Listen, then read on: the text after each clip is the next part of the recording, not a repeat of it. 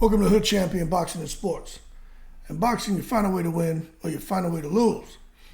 And somehow Errol Spence found a way to win.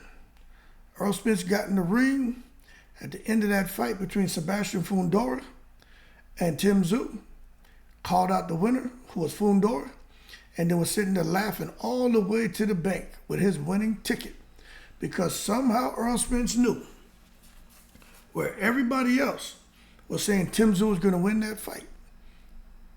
Errol Spence bet, and he bet big on Sebastian Fundora to win.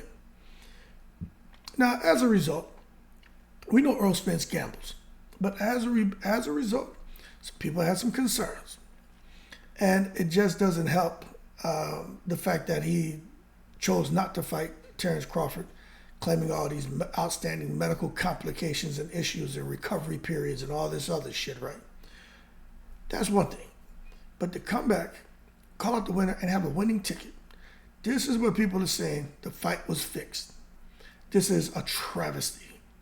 Now, I don't know if Errol Spence could have planned, or anyone could have planned for Fundora to just happen to land, whether it was unintentional, Tim Tszyu coming in, whatever happened. Tim Tszyu tripping over Fundora's feet, whatever happened. For an elbow to land in the top of Tim Tszyu's head, and for that blood that was gushing from the top of his head, that big hole in his head where his brains were falling out, for that blood to be water falling all into his face and cascading over his eyes and blinding him, I'm just not so sure that anyone could have predicted that, okay? And if they did, that means Tim Tszyu was in on it. But that being said, we all know that's nonsense. But the fact that Errol Spence got that winning ticket and hit the jackpot is my understanding. If people are going to take it, they're going to run with it. Because everything about that night was just weird. It was just weird, man. You know what I'm saying? It leaves you there, which is a big question mark above your head. Because you just can't make sense of it. I mean, look at everything that's going on. Crawford's supposed to be fighting, well, Charlo's supposed to be fighting Tszyu. Charlo's not fighting Tszyu. Tszyu fights 3 different opponents. Then Tszyu's supposed to fight Thurman. Thurman's training, getting back in shape. All this talk about Ben Getty. I've been in the gym. Errol Spence ducked me, right? Thurman falls out. Now, Tszyu's supposed to fight Fundora. Terrence Crawford activates mandatory status because he's waiting to fight Errol Spence. Errol Spence decided to fight him. Then all of a sudden, Errol Spence is like, no, I want those guys. The WBC makes a belt available, so now it's a unification. It's like, yo, do y'all not see what's going on here?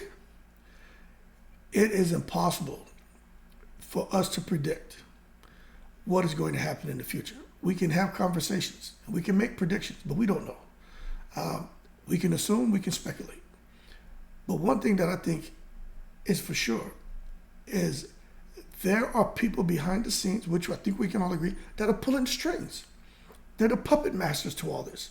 And Al Heyman is probably the lead. He's probably the master puppet master trainer.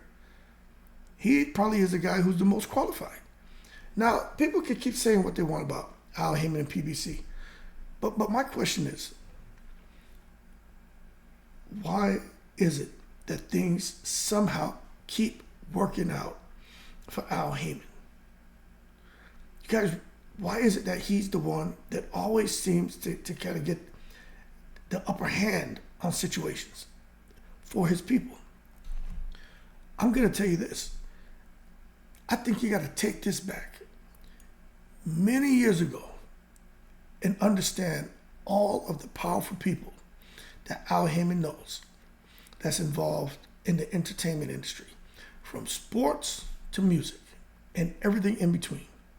And I truly believe that he has a lot of relationships, connections with people who can either press a button and say, you can advance, or press a button and say, you go back 10 spaces. I really do. And I think with everything he's doing, he's always going to be a person, and when he's talking to the people who he has a strong rapport with, they're always going to be like, you can advance. And when there's someone who is, really firm competition, they're gonna be like, press that button, you go back 10 spaces. Now I'm gonna tell you something right now that we need to pay attention.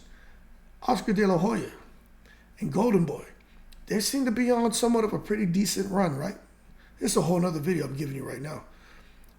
But Oscar De La Hoya and Golden Boy, I'm willing to bet y'all that they fizzle out and they don't get the big fights and stuff like what they were getting. This big fight with Ryan Garcia and Devin Haney. Let me tell you something. I really believe that this may be the last time for them to get a really big fight for their guys, at least in the near future. And outside of Canelo and Munguia too, because that's already firmed up. But something about De La Hoya and Hopkins laughing at Rolly getting knocked out. You know, it's just something about that whole thing. It's like Oscar De La Hoya, see, when things weren't working out so well for De La Hoya, he wasn't really saying much. He was trying to kumbaya with everyone. Hey, we should all get along. We need a community effort in order to advance boxing, the sport we love. Hey, come on. It's not good to break each other down. Things start getting a little good for him in his life, right? His little business. They made some good money, Ryan Garcia and Tank Davis, right? They're about to make some good money here, Ryan Garcia and Haney. Gonna make some good money with Munguia and Canelo. He even called Canelo I'm his daddy. He knows who his daddy is. So De La Hoya getting slick in the mouth because Golden Boy's made a few millions, right? And then they want to laugh at people and shit now? You watch. But bottom line is, when you look at all this, De La Hoya stuff about to fizzle out. Al Heyman, these guys out here, I think they're going to sit there and pull away from that. And you're going to see things happening that's you're going to be like, what the hell? But you're going to see some of those PBC fighters are going to have an inside scoop of what's going on. Just like somehow Errol Spence knew to bet on what's his name? Sebastian Fundora. But that being said, a lot of fans are sitting here watching this and just trying to make sense of it. And they can speculate on whatever they want. But with me, the one thing that I want to know, right, is how in the world Errol Spence, I'm going to save this for another video. I'm going to do it right now. But how is Errol Spence okay with coming out here, smiling, looking like radio, showing off 32 teeth, knowing it's not even about him losing to Crawford. People lose all, it shit happens.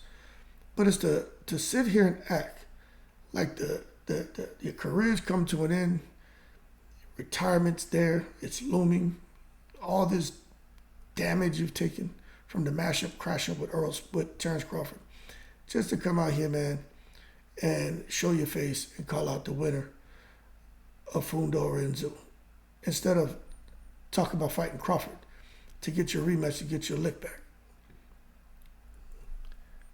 That's what we should be talking about. Not how the hell did Errol Spence know who to bet on. He's a gambling man. He wins some, lose some. But word is he hit big.